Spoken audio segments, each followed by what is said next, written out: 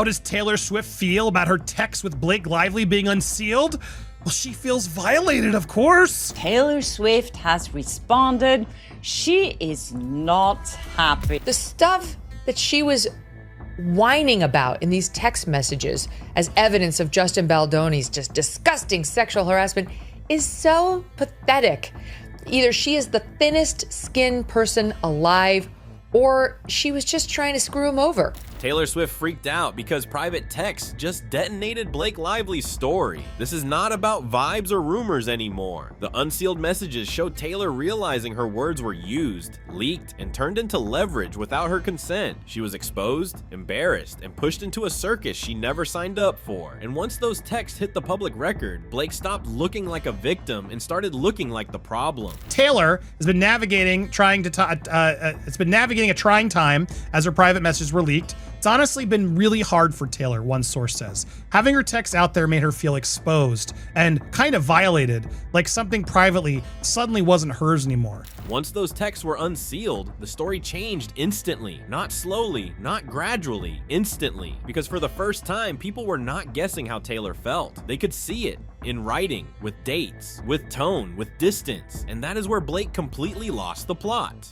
Taylor's circle is very tight. She values her personal space, and when things get messy, she shuts down fast. Changing her number was the cleanest way to do that. This was a full reset. She's in charge of who can reach out to her and when, and that's how she keeps her sanity in Hollywood. And honestly, Taylor did not come out screaming. She did not post a statement. She did not cry to the press. She did what Taylor Swift always does when she feels betrayed. She shut the door. Reports started coming out that she changed her phone number. Not once. Fully. That is not drama. That is a hard reset. That is what you do when someone crosses a line you cannot uncross. I see both sides of it. It sucks when your personal information, your personal conversations get aired out, but at the same time, this is a court case and this is where we're at. And she's allowed to feel how she feels, and people are allowed to have issues with it because of what they've read. And the texts explain why. Taylor realized her private words were now public evidence. She felt violated. That word keeps coming up for a reason. These were not messages meant for court filings or media breakdowns. They were friend-to-friend messages. Blake let them go anyway. That alone is a friendship killer. But it gets worse. The texts also show Taylor slowly realizing she was being used. Her name, her influence, her silence, her song, everything. Blake positioned Taylor as leverage in private, then tried to act shocked when that leverage became visible. You cannot play innocent when the receipts show you moving pieces around like a chessboard. And at the same time, Us Weekly reports that Taylor Swift is having a hard time shaking off her private text with Blake being made public, and now officially a part of the controversial legal battle. Taylor saw that, and once she saw it, she pulled out completely. She reframed the situation not as creative conflict, but as a breach of trust. That framing matters, because once trust is gone, there is nothing left to negotiate, and Blake clearly did not understand that difference. Taylor also made sure the public understood one thing without saying it directly. She was collateral damage, not a co-conspirator. That shift crushed Blake's remaining defense, because Blake's whole shield was proximity to Taylor. Once Taylor stepped back, Blake was standing alone with the documents, and that is when the numbers started talking. Over 9,000 signatures demanding Blake lose her producer mark. Audience testing that favored Baldoni's cut. A May trial date getting closer. More names appearing in texts instead of fewer. Every new detail made Blake look less like a victim and more like an operator. This is bad for Taylor Swift. Taylor Swift's team has been saying that Blake Lively betrayed her, that she was an innocent bystander, that she just happened to walk into the penthouse where Blake was having a showdown with Justin Baldoni. Her side has always made it seem like she had nothing to do with all of this circus, this three-ring circus. No dog in the around fight. The making of it ends. The funniest part is watching Blake try to survive without Taylor's gravity. It is not working. Swifties did not rush in to protect her. They disengaged. Silence replaced defense. And silence is deadly when your entire strategy depended on borrowed influence. This update is not about who wins in court. It is about who lost control of the narrative permanently. Taylor took a hit, closed ranks, and walked away intact. Blake lost her biggest shield and exposed herself in the process. Blake thought releasing the text would make her look justified. Instead, they showed Taylor waking up, backing away, and leaving Blake alone with the mess she created. She was just trying to screw him over, or she just decided that she wanted this movie to be hers, and in her effort to bully him out, really set him up.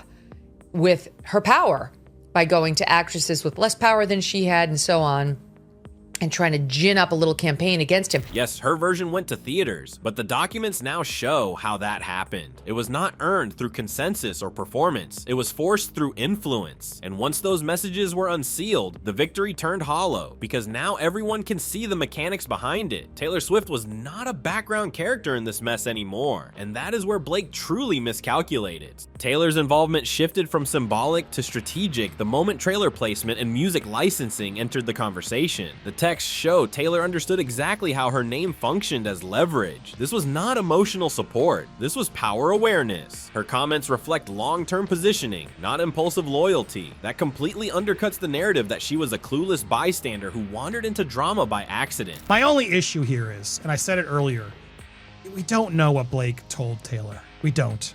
Fully, we don't. And I do worry Blake really talked poorly about Justin this whole time. And there is a part of me that can, like you said, both sides of this, Kim, I agree. There's a part of me that can, look, I refuse to completely vilify Taylor. I'm mad at her. I don't find this acceptable. Despite public denials, the messages reveal familiarity with script drafts, scene debates, and studio dynamics. You do not accidentally understand that much. And once those contradictions became public, Taylor's team had no choice but to pivot into damage control by early 2025. That is when the tone changed. That is when the distance started to show. You can track the friendship collapse in real time through the texts. From mid-2023 to late 2024, the shift is obvious. The casual intimacy disappears and gets replaced by stiff, formal language that reads more like a corporate memo than a best friend exchange. Taylor herself acknowledged this, calling out the change in how Blake communicated. Impersonal, calculated. That is not how you talk to someone you trust. I think she's definitely upset by this. This is like her worst nightmare for this kind of private communication to come out. That's the best karma that can face Miss Karma, right? The mastermind. She likes to control everything so tightly, and now it's all unraveled. And she has no doubt in her team sweating this and livid about it. Their public absence throughout 2024 only fueled speculation, and the unsealed messages later confirmed what people already suspected. The tiny violin reference was not playful banter, it was a fracture point, a symbol of contempt slipping through the cracks. Once those texts went public, Taylor stopped protecting a friendship and started containing a liability. I think this bitch, meaning Baldoni, knows something is coming because he's gotten out his tiny violin. This is where Blake's entire smear narrative starts collapsing. Claims of widespread misconduct weaken fast when internal messages contradict the public framing. Media stories leaned on selective interpretations that later failed to line up with raw footage and private acknowledgments. The Jenny Slate exchanges are especially damaging because they read less like spontaneous distress and more like post-fact narrative construction. When people sound like they are drafting testimony instead of reacting in the moment, credibility dies. That Taylor actually texted Blake, and this is another quote, if Justin was strategic, he would be like, no Taylor Swift in the trailer because that gives you more power over the film. That's your ally, not his. Allegations around off-script conduct and recorded meetings lacked consistency across private and public statements, and that inconsistency matters. The harder Blake tried to dominate optics, the more she centered herself as the credibility problem, not the director, not the studio. And that is the brutal irony. Blake did all of this thinking she was building an unbreakable shield of influence. Instead, she built a paper trail, and paper trails do not care about charisma, red carpets, or curated victimhood. They just sit there, time-stamped, waiting. By early 2025, I watched Taylor Swift do the one thing Blake Lively never saw coming. She stopped playing nice.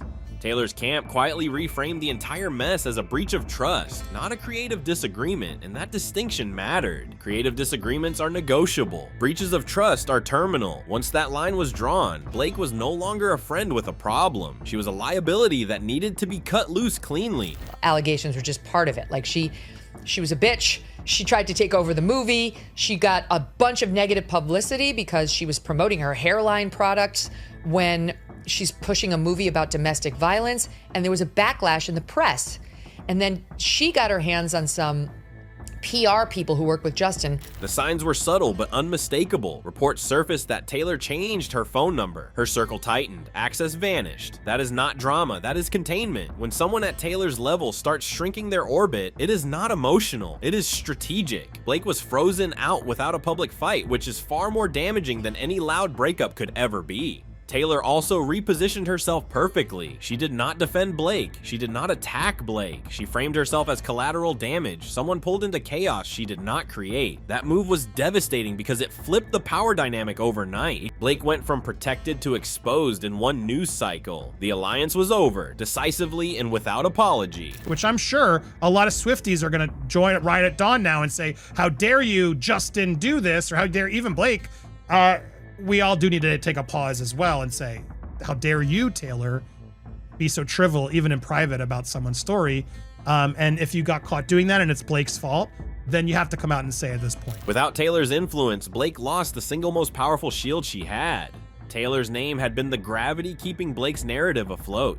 Once that gravity disappeared, everything Blake tried to push started floating apart. The fallout marked the effective end of Blake's ability to control the story. From that point on, Blake was reacting, not directing, and the numbers made it worse. Over 9,000 signatures appeared demanding the removal of Blake's PGA producer mark. That is not a fringe reaction. That is a measurable signal of reputational erosion. You cannot dismiss thousands of signatures as noise when they are tied directly to credibility and professional standing. I love you so much, she writes to Taylor. I would not be okay through any of this if it weren't for you.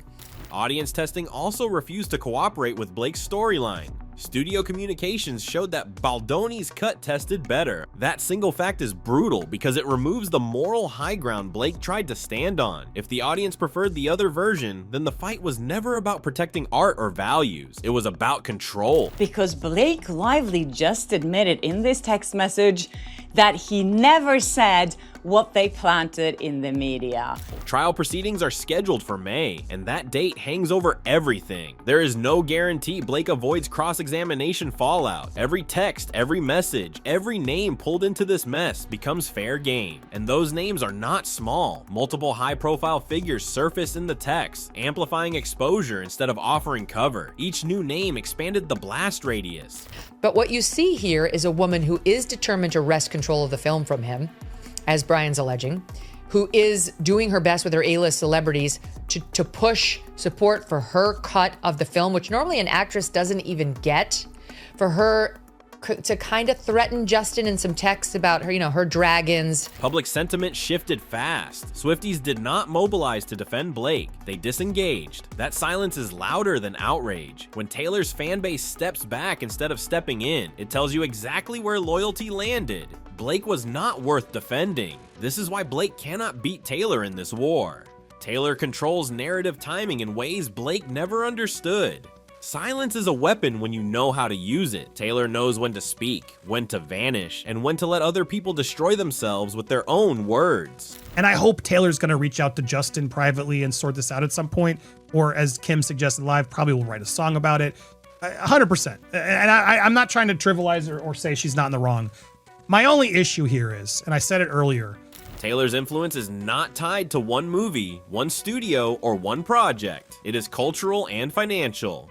Blake, by contrast, hitched her leverage to proximity. She mistook access for ownership. Being near power does not mean you command it. That miscalculation is what ruined her. Once Taylor disengaged, Blake was left fighting alone with documentation stacked against her. There was no friendly voice left to reframe intent or soften perception. Every message now reads cold, calculated, and transactional. Hollywood can forgive ego. It does not forgive receipts. At this point, the case is functionally over, even before trial. Legal outcomes still matter, but reputational judgment has already been rendered. The text releases neutralized Blake's moral framing completely. She is no longer seen as a victim navigating a hostile environment. She is seen as an operator orchestrating pressure. Then there's some earlier texts during the course of the movie where Lively asked Taylor Swift for help.